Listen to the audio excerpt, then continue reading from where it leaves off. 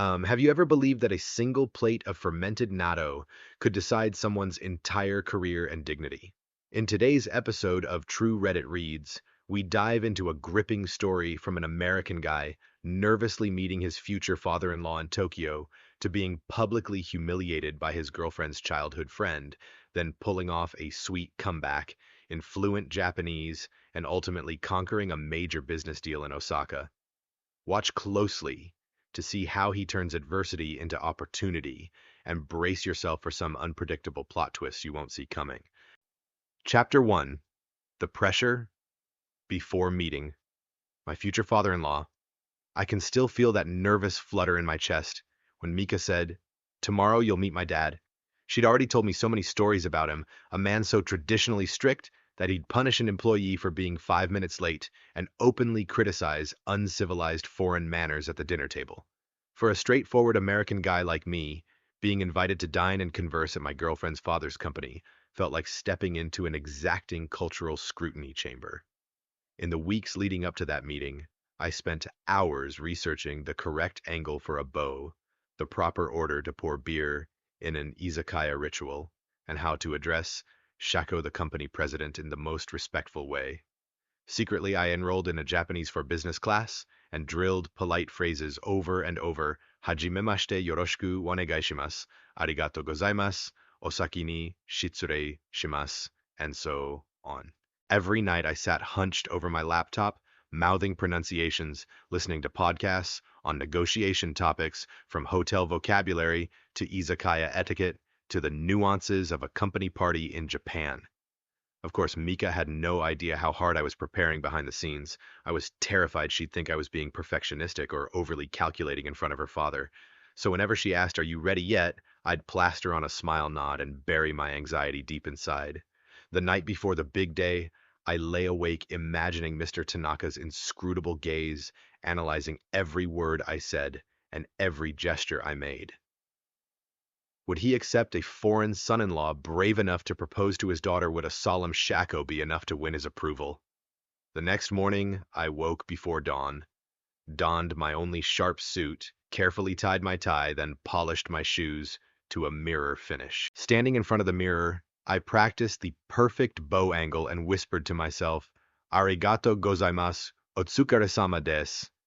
I didn't know how fluent Mr. Tanaka was in English, but I was determined to speak at least minimally in Japanese to uphold his family's honor. When the car pulled up to his sleek office tower, my heart hammered in my chest. The corridor was eerily silent, punctuated only by the crisp clack of wooden geta on polished floors. I pressed the doorbell at the president's office and waited for the access card to unlock the door. Mika appeared in a soft kimono, offering me a reassuring smile. "You go in first, I'll follow." I inhaled deeply and stepped through the glass doorway into the room where Mr. Tanaka's gaze was fixed on me. He stood up, gave a slight nod, and returned my bow, his first sign that he had, in fact, prepared himself to receive me. I bowed as deeply as I could and greeted him, "Hajimemashite, Tanaka Shako. Oa ozak uni oide kite kotoshi hajimemashite." I tried to say, "It's a great honor to meet you." My pronunciation was shaky, but I caught the faintest hint of a smile in his eyes, a moment I'd been longing for all these days. Still, I knew this was only the opening act. Ahead lay countless challenges: the company dinner, the scrutinizing looks of his colleagues, the subtle tests of cultural nuance. I reminded myself to stay composed, to allow no misstep to show. In Mr. Tanaka's exacting business world, a small error could feel like a mile. And as a foreigner, I would have to prove the sincerity behind every polite phrase and every practiced bow, not just in form, but from the heart. Chapter 2. Crafting the Perfect Script. In the days leading up to our meeting, I began dedicating at least 2 hours every evening to my mental props, grammar, vocabulary, and etiquette. I still remember that afternoon when Mika returned from work. I quietly slipped my phone into the room and opened my Japanese learning app. Polite phrases like "osorerimasu," "I'm sorry for the intrusion," "onegaishimasu," "please help me," and "arigato" Gozaimasu. Thank you very much, looped endlessly in my mind like a never-ending recording. I didn't just memorize the phrases, I also noted every precise bow angle following a YouTube tutorial, a 15-degree bow. For greetings, a 30-degree bow when meeting a superior. I practiced in front of the mirror, tilting my body while controlling my breath to maintain a calm demeanor. It made me look a little odd, but I kept telling myself, stick to the rules. Even the smallest detail can alter a first impression. Alongside that, I enrolled in a business Japanese course 2 sessions a week, focused on honorific usage and how to present opinions. I clearly remember my first day of class when the teacher asked, "How long have you been studying Japanese?" I gave an awkward smile and answered simply, "Roku kagetsu desu." 6 months. That modest reply filled me with both pride and anxiety. I'd only been learning for half a year, yet I was about to converse in a large company, an overwhelming pressure that kept me awake many nights, convinced I would fail. Meanwhile, Mika kept asking why I was so quiet, but I'd steer the conversation elsewhere. I didn't want her to think I was overdoing it or provoking her strict father. Once she asked, "Are you really okay?" I smiled and said, "Let's do our best together." In truth, my heart raced every time I imagined Mr. Tanaka's gaze. Beyond language study, I researched Japanese beer drinking culture and company party rituals. Always pour for others before pouring your own. Never leave an empty can on the table. I set early alarms to review my notes, and even while showering, I'd mumble my greeting lines. Before sleeping, I'd play out hypothetical scenarios. If Mr. Tanaka mentioned tardiness, how would I respond? If he praised my attitude, how would I express gratitude? Everything felt unbearably strict for a student like me, but I believed that with hard work, I could earn points. I wanted to prove I wasn't just a clumsy American guy, but someone who respected the culture and deserved to stand shoulder to shoulder with any employee. And whenever I imagined the moment Mr. Tanaka would nod in approval on that first meeting, I knew every bit of Chapter 3, The First Meeting, a smooth first impression. The moment I had been waiting for all those months finally arrived, the official dinner at one of the Tanaka Company's classic restaurants. I stepped into the private room, greeted by warm lighting, a faint scent of polished wood, and a beautifully set table with beer green tea and elegant appetizers. Like an actor polished after a week of rehearsals, I bowed deeply for my first greeting, keeping my back straight and my gaze humble. Mr. Tanaka stood, returned the bow with solemn grace, then indicated my seat. I drew out the chair for him first, then bowed again and uttered the Japanese phrase I had practiced, "Osaki ni shitsure itashimasu." "Excuse me for sitting before you." My momentary nervousness vanished when he nodded and offered me a pleased smile. Inside, I felt like bursting with joy, thinking I did it. During those opening minutes, I listened attentively and nodded at the right moments whenever he conferred with his secretary. When he casually complained about young people's chronic tardiness, I gently interjected, "Hai shosho okuremasu ga, shigoto ni wa itsumo seki ni no matemasu." Yes, we may run a little late sometimes, but we always take our work seriously. My pronunciation was a bit stilted, but he smiled, seeming satisfied that I understood, and shared his commitment to discipline. The secretary kept refilling my tea with a friendly glance. Mika stole encouraging looks and winks at me from her seat. I picked up a piece of sashimi and softly said, "Oishi desu ne."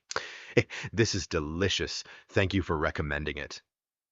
Mr. Tanaka nodded serenely and began recounting the history behind that sashimi special at this restaurant. I focused on listening and nodded respectfully to show my appreciation. The atmosphere relaxed further when he steered the conversation to recruitment. "We'd like foreign employees to bring fresh perspectives."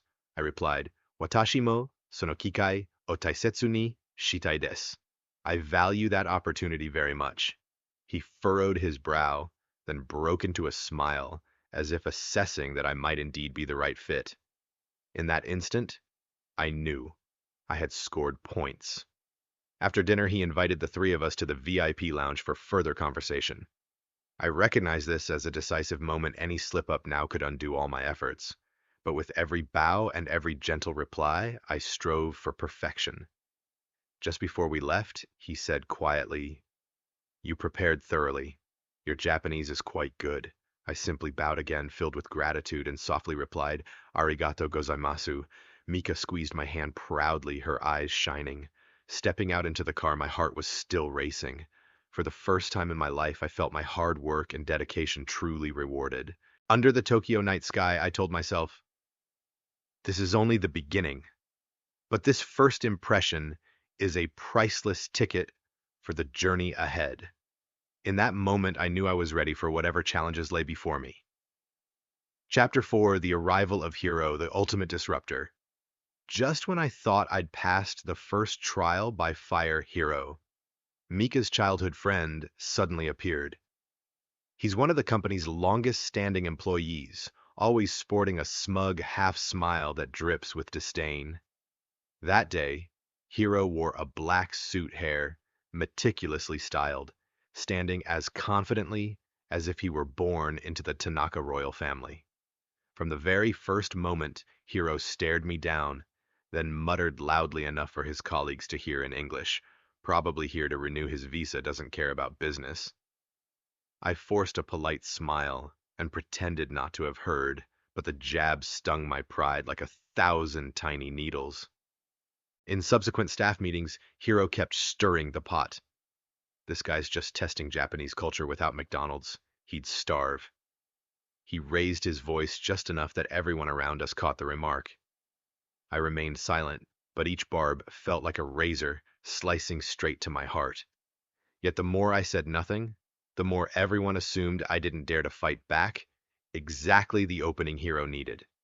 The other day in the elevator, he shrugged and quipped, "Mika said you've studied Japanese for 6 months, but you still sound like a robot online." I offered a courteous smile and swallowed my anger in a silent sigh. During lunch in the company cafeteria, Hiro even boasted to our old boss, Mr. Tanaka, asked me to keep an eye on this foreign guy, make sure he doesn't break any rules. Our boss nodded, but his eyes flickered with suspicion. From that moment on, every glance in the room zeroed in on me as if I were the threat that needed to be controlled. I realized then that Hiro's hatred ran deeper than my being an American. He was terrified of losing his privileged status as Mika's friend, fearing I'd replace him in her father's favor. He was determined to protect his entitlement and sabotage anyone who threatened it.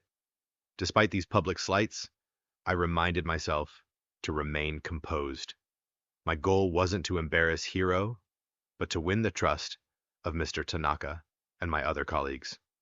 With silence and professionalism as my weapons, I braced for the next stage, the real challenge, where Hiro would deploy every trick to knock me down. I managed a small smile, silently vowing, just wait until the client dinner.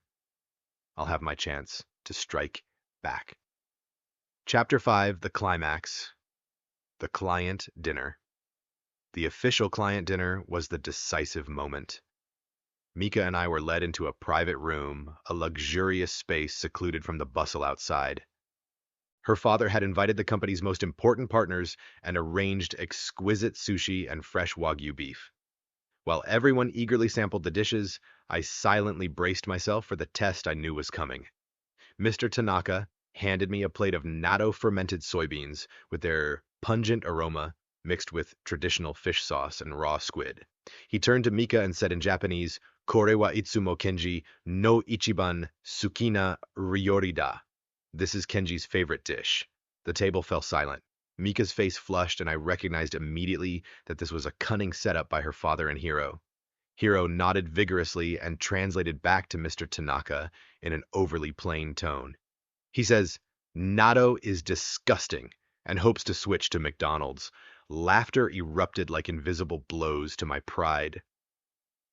Mr. Tanaka's face reddened as he looked at me with disappointment and anger. The clients glanced warily at the plate of natto, brimming with offense. I forced myself not to react. I stayed silent, picked up my chopsticks, gently stirred the natto to release its smell, then slowly placed a bite on a piece of rice. I closed my eyes, inhaled deeply, and chewed deliberately, pretending to savor the flavor. The tension in the room was thicker than yakitori smoke in a grill. When everyone still waited for my next move, I found my calm and looked up.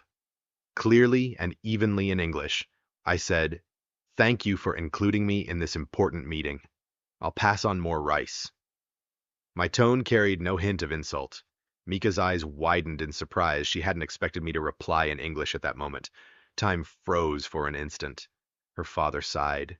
The clients frowned. Hiro looked baffled, clueless as to what was happening.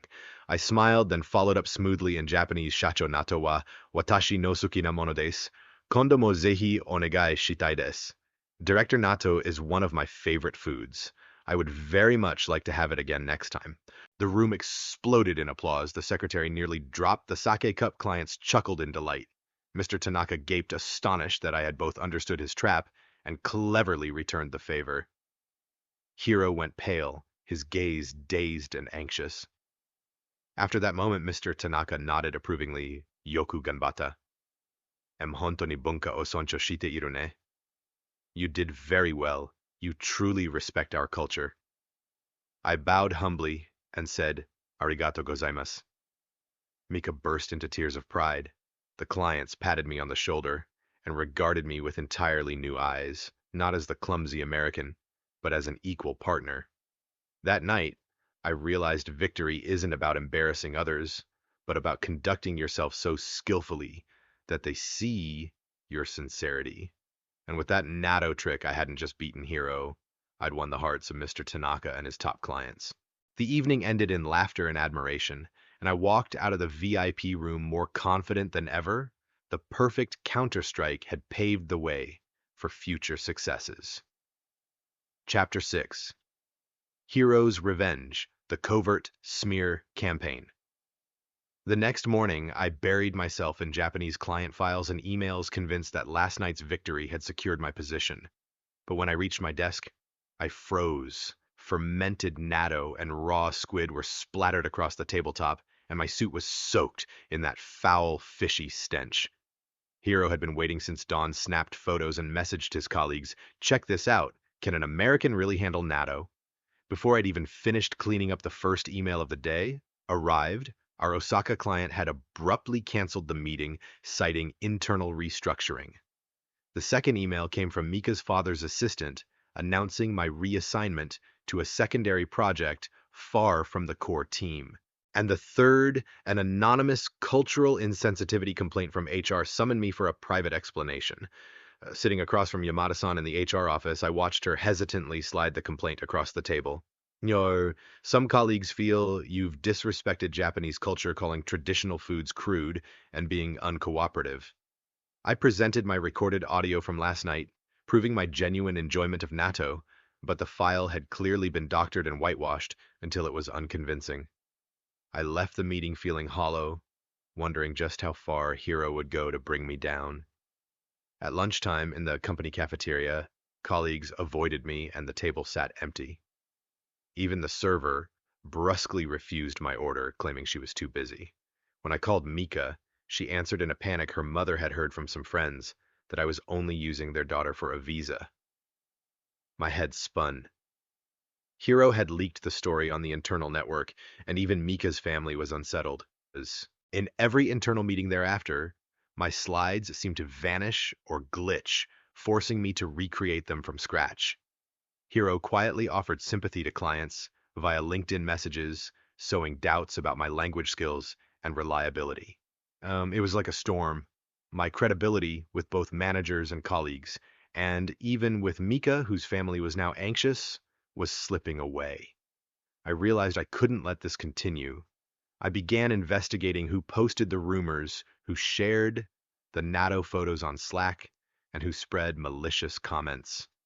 I enlisted Tonab, a seasoned manager, to retrieve security camera logs.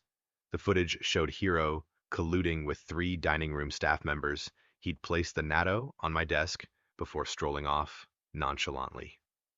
Internal memos, camera evidence, and private messages were all archived. That weekend, I met with the janitor who'd inadvertently witnessed Hiro making racist remarks by the elevator. He handed me a video clip, his eyes sad as he said, he calculated every move. It was then I understood Hiro wasn't just jealous. He was a dirty fighter willing to shove me down to preserve his own status. But I refused to fall. On Monday, I sent an email to all clients attaching the evidence video screenshots and statements from the 3 bribed colleagues. I explained clearly that every conflict stemmed from Hiro's personal misconduct. Simultaneously, I approached Mr. Tanaka in person, laid out the story, and reaffirmed my unwavering commitment to the company's culture. His initial reaction was silence. Yet within days, the Osaka client rescheduled the meeting. Colleagues gradually approached with apologies, openly forwarding my clarifying email titled, "A Misunderstanding Explained." The discrimination complaint was withdrawn, and HR launched an internal investigation into Hiro's behavior. Mika ran to me in tears, whispering, "You won," in silence. I learned a vital lesson: silence isn't defeat. It's a razor-sharp weapon when backed by evidence and perseverance. My covert counterstrike may not have been flashy, but it was enough to halt Hiro's dirty schemes and, most importantly, to preserve the trust of my loved ones' colleagues and even my future father-in-law. Chapter 7: Forming Alliances and Preparing for the Osaka Presentation. After my silent revenge, I thought Hiro would back off, but just a week later he struck harder than ever. He stashed my files in a separate drawer, moved me into a cramped office, and continued spreading rumors. I realized there was no way I could counter this dirty campaign alone. I needed allies. First, I turned to Tonab, the veteran manager who'd been with Tanaka Trading for over 15 years. When I laid out the story, he quietly nodded and said, "Let me review the security footage and the meeting logs." In the recordings, he found Hiro sneaking his phone into a conference room and photographing my documents. Tonab handed me the video and said, "Here, take this. We can present it to HR and senior leadership." Next, I approached the building janitor. One day he'd accidentally witnessed Hiro meeting with 3 staff members at the cafe across the street, conspiring with a calculating look. He gave me the hallway camera clip and quietly advised, "Keep this between us so I don't get in trouble." I was deeply moved and grateful to gain this exculpatory evidence. Finally, I reached out to Emma, Mika's college friend, and a past victim of Hiro's smear campaigns when he once accused Emma of plagiarism. As soon as I explained my current predicament, she forwarded me old emails, her sworn statement, and testimonies from other classmates who'd suffered Hiro's schemes. These messages proved that Hiro always followed the same playbook: rumor-mongering and false accusations to destroy his targets. Armed with this thick dossier of footage, emails, and witness statements, I asked Mika, "Can you help me with something?" She agreed and quietly contacted her father. "Dad, please review the security videos and the email correspondence." Mika knew I didn't want a public scandal just for her father to see the full picture. Thanks to her intervention, an internal inquiry was launched. The pivotal moment would be the Osaka presentation, this quarter's biggest contract. Hiro would surely look for another chance to sabotage me, perhaps by engineering a technical glitch or isolating me from the client. I decided to triple my preparation. Every morning before work, I arrived early at the company library, reprinted my slides, and meticulously checked every figure and chart. I asked myself, what do the clients need to know? How would I respond if Hiro tried to interrupt or derail me? The night before heading to Osaka, I called Tona B in the conference room early tomorrow. "We need to boot up the projector and test everything." He introduced me to a trusted IT colleague, and together we backed up my presentation on the company network and a personal USB. I also copied the file onto 3 additional USB drives, storing each in a different bag, just in case someone tried to hack or delete my work. Though nerves lingered, I no longer felt overwhelmed. I had allies' evidence, and most importantly, a concrete plan for the Osaka presentation, emphasize our customized solutions, demonstrate our capabilities with real data, not just rhetoric.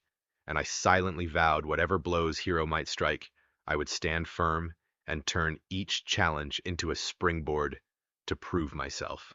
Chapter 8: The Osaka Showdown, the defining moment. Dawn hadn't even broken when I boarded the Shinkansen bound for Osaka.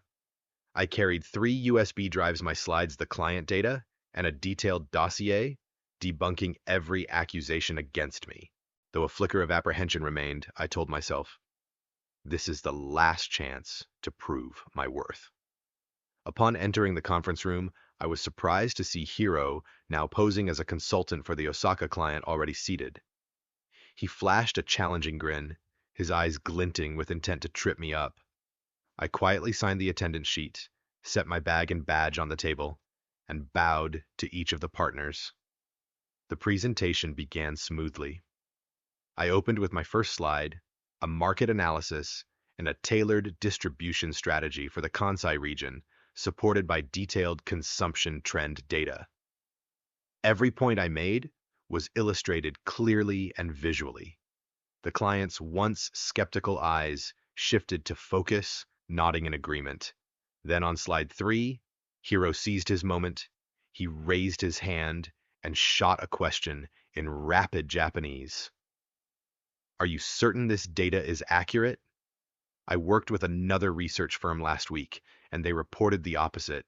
Before I could respond, he sketched a brief rebuttal of his own, planting doubt about my research capabilities. My heart raced, but I steadied myself.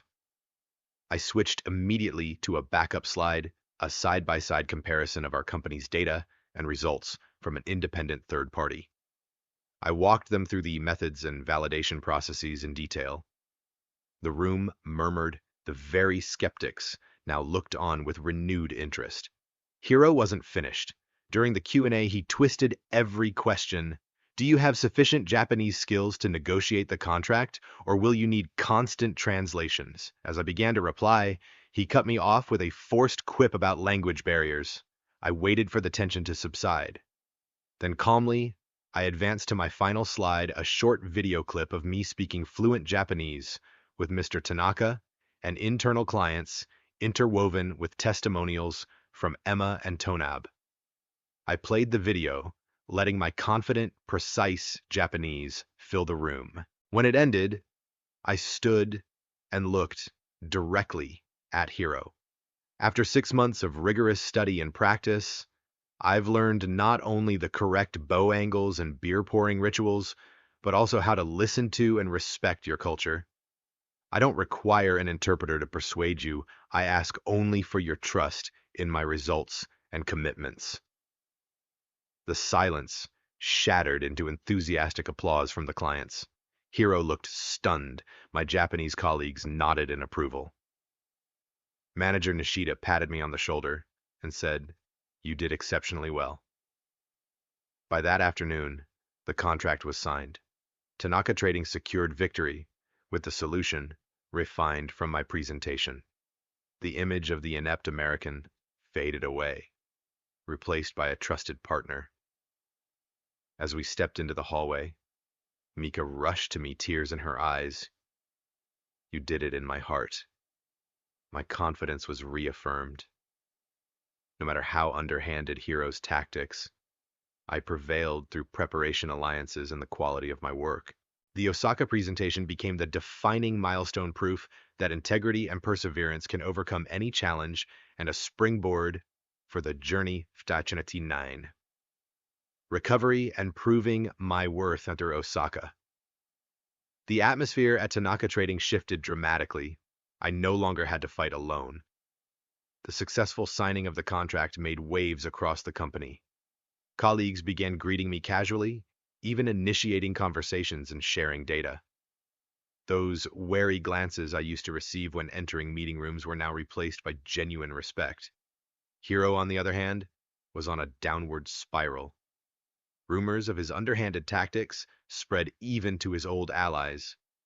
Several employees quietly approached me, some to apologize for misjudging me, others to share stories of how Hiro had once bought them for information. Each handshake I received felt like a silent thank you for restoring fairness to the workplace. The most striking change came from Mr. Tanaka himself. During the departmental meeting the following Monday, he stood up, looked me in the eye, and said, in Japanese, "Watashi wa anata no shinjitsu to doryoku ni kansha shimasu." Translation: I appreciate your honesty and dedication. He then announced plans to expand operations into the Kyushu region and appointed me as team lead. His secretary, visibly moved, whispered, "You truly deserve this opportunity." Meanwhile, HR concluded its internal investigation into Hiro. The verdict: he had violated the company's code of conduct by sharing defamatory images and remarks about a colleague. As a result, Hiro was reassigned to a back-office department with no client-facing duties and placed under close supervision.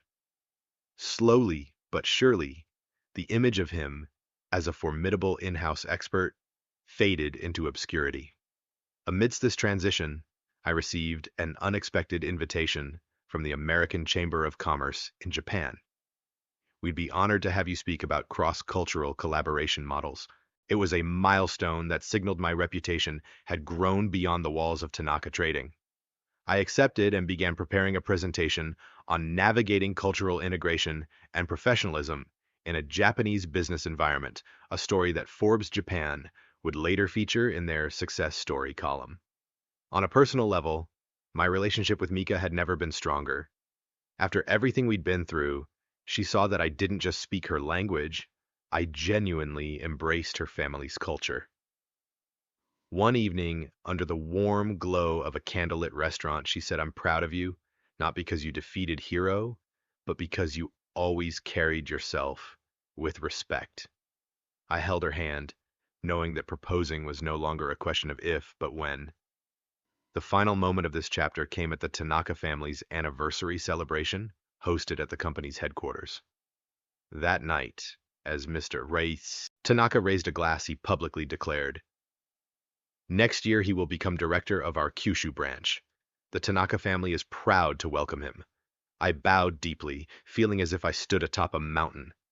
I, a once nervous American, had not only overcome cultural fears, but triumphed on Japanese soil. Looking back, I realized success hadn't come from having allies or evidence alone. It came from my unwavering integrity, my willingness to learn, and above all, my respect for others. Hiro had shown me what the wrong path looked like, but it was the path of silent resilience, of fighting dirty games with dignity that lifted me up. And from now on, no matter what challenges come, I'll face them the same way I boarded that first Shinkansen to Osaka, calm, determined, and always ready to turn adversity into opportunity. Chapter 10: Freedom and Self-Affirmation. Now, when I walk into the Kyushu branch office, there's no trace of the unfamiliarity I once felt stepping into Tokyo for the first time. The tall, glass windows overlooking the bustling streets below, the golden morning light spilling in all of it, seems to say, the hardships are behind you. A new future is waiting. Looking back at the journey from that first formal greeting to the Natto trap to the Osaka presentation, I realize every challenge was a rung on the ladder. The true peak wasn't just a signed contract or a promotion. It was regaining my sense of dignity and the trust I thought I had lost.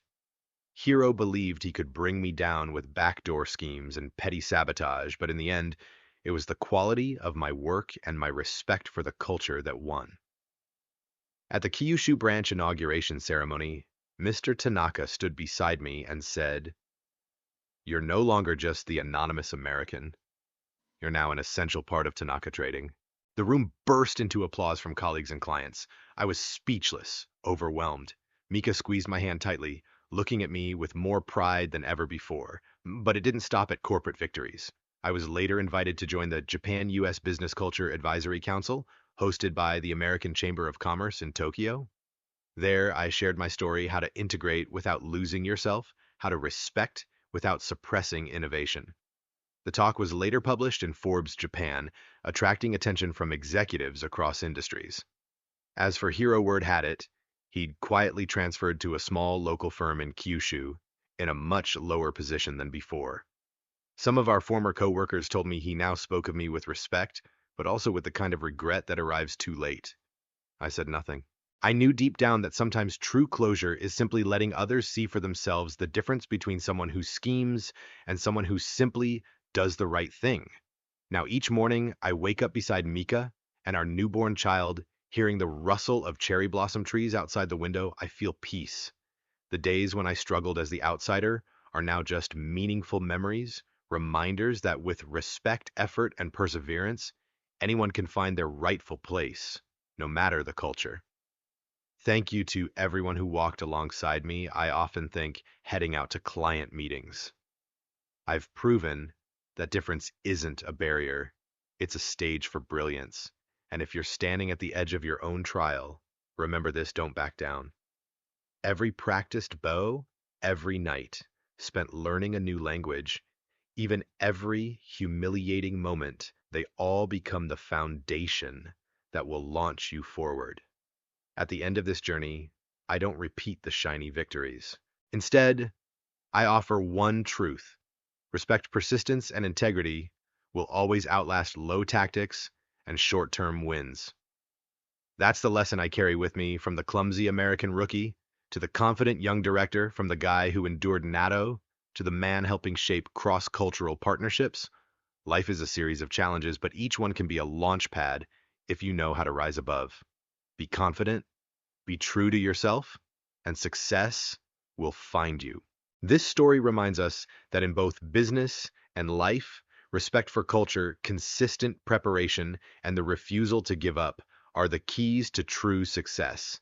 If you found this video helpful or inspiring, don't forget to like, subscribe, and hit the notification bell so you won't miss the next dramatic episode of True Reddit Reads. And now, we want to hear from you. Which moment in this intense showdown impressed you the most? Let us know in the comments below. Thanks so much for watching, and see you in the next story.